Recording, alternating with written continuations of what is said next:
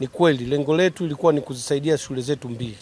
Msimu uliopita sisi tulipoingia tulikuta shule moja ya English medium hapa kwenye Manispaa ya Iringa. Tukaongeza shule moja ya Gangilonga.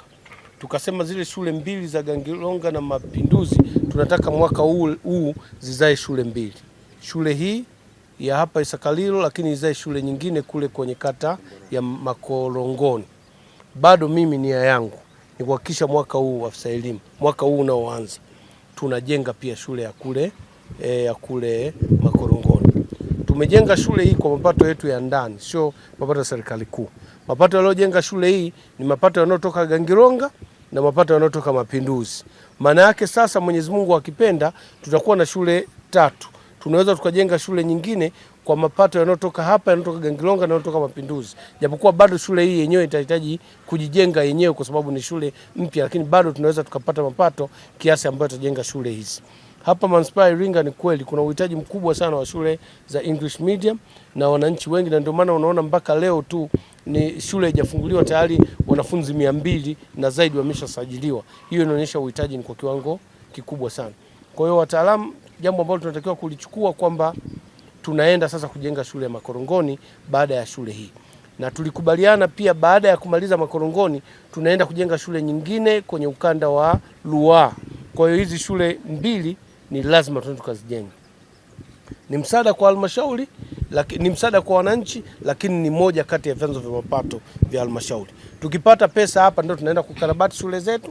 Tukipata pesa hapa tutaingiza kwenye mahospitali na maeneo mengine. Kwa hiyo hili jambo kwa kweli niseme hatutaliacha. Nimpongeze afisa elimu kwa kweli katika hili ninakupongeza. Mradi huu unatekelezwa kwa mapato ya ndani kwa 100% kutoka katika shule ya mchepuo wa Kiingereza Gangilonga. Mradi huu umegawanyika katika sehemu 3 kama ifuatavyo. Sehemu ya kwanza, madarasa mawili ya awali yanajengwa na fundi B Mwankupili. Namba 2, vyoo matundu 6 na uzio unajengwa na fundi Kapoli Company. Namba 3, madarasa 4 na ofisi 2 ya shule ya msingi yanajengwa na fundi Israeli Mkumbwa. Gharama za mradi. Mpaka kukamilika mradi huu inatarajiwa kutumika kiasi cha shilingi milioni 244,266,970. Mpaka sasa kimetumika kiasi cha shilingi milioni 214,292,470. Shule hii ni matokeo ya mipango ya halmashauri ambayo ilituagiza kupitia baraza lako la Manispaa ya Iringa kwamba tuone uwezekano wa kusogeza hizi huduma kwa shule kwenye kanda, hizi shule za English medium. Na hii inatokana na uhitaji mkubwa wa wananchi kuzitumia hizi shule. Wewe ni shahidi, kwa shule zetu mbili ambazo tuko nazo za Mapinduzi na Gangilonga zimefurika sana. Na mipango ya halmashauri kwa mwaka huu ilikuwa tujenge shule nyingine mpya 2.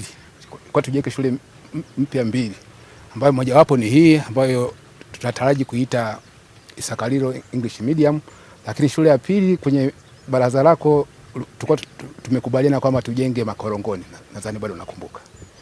Kwa utekelezaji wa sasa wa shule hii ile tulikuwa tunalitamani sana la kupunguza msongamano wa wanafunzi kwenye zile shule zetu mbili, hapa limeanza kutekelezeka. Kwa sasa tunavyosema uandikishwaji hatujasajili bado shule hii, lakini tuna wanafunzi 220 lakini mpaka sasa wameshajiandikisha na bado wanaendelea.